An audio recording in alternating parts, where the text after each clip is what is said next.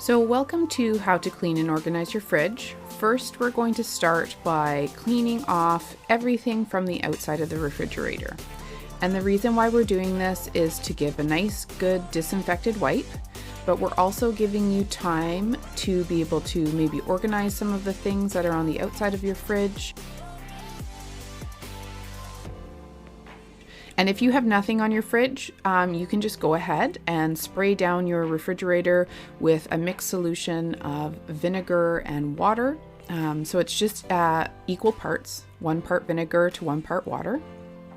So what we're doing is we're just making sure that we're getting all of our surfaces nice and clean.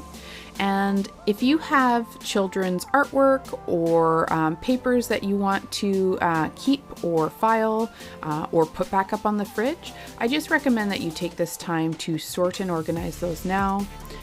Maybe creating a process where you ask your child which one they like the best, and that's what's going to go back up in the spot.